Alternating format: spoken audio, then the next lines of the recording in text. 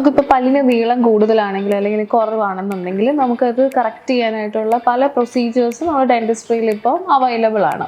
ഇപ്പം നിങ്ങളുടെ പല്ലിന് ഇപ്പോൾ കളറ് ഇല്ല, അല്ലെങ്കിൽ ഒരു പല്ലിൻ്റെ മുകളിലായിരിക്കും അലൈൻമെൻറ്റ് കറക്റ്റ് അല്ലായിരിക്കും. അങ്ങനെയുള്ള കേസസിൽ നമുക്ക് വെനീസ് എന്ന് പറഞ്ഞൊരു ഓപ്ഷൻ വളരെ നല്ലതാണ്.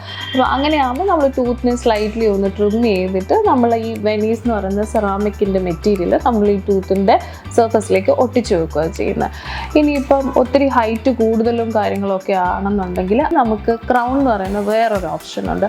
അതാകുമ്പോൾ നമ്മൾ ടൂത്തിനെ ഈ വെനീസിനെ കമ്പയർ ചെയ്ത് വെച്ച് നോക്കുമ്പോൾ ഈ ടൂത്തിനെ നമ്മൾ കുറച്ചും കൂടി ട്രിം ചെയ്യേണ്ടതായിട്ട് വരും. ട്രിം ചെയ്തിട്ട് നമ്മൾ ഈ ഒരു തലയിലൊക്കെ ഹെൽമെറ്റ് വെക്കത്തില്ലേ, അതേ കോൺസെപ്റ്റിൽ തന്നെ നമ്മൾ ഈ ട്രിം ചെയ്ത് ടൂത്തിന് ഒരു പ്രൊട്ടക്ഷൻ എന്ന രീതിയിൽ ഈ സെറാമിക്കിൻ്റെ കവർ നമ്മൾ ഈ പല്ലിൽ ഇട്ട് കൊടുക്കുമായിരിക്കും. അപ്പോൾ നമുക്ക് ഈ വെനീസ് ആയാലും അല്ലെങ്കിൽ ക്രൗൺസ് യൂസ് ചെയ്തുകൊണ്ട് നമുക്ക് നീളം കൂട്ടാനും പറ്റും, അതുപോലെ നമ്മൾ ആഗ്രഹിക്കുന്ന ഒരു ഷേപ്പിലാണെങ്കിലും കളറിലാണെങ്കിലും ടൂത്തിനെ എത്തിക്കാനായിട്ട് പറ്റും.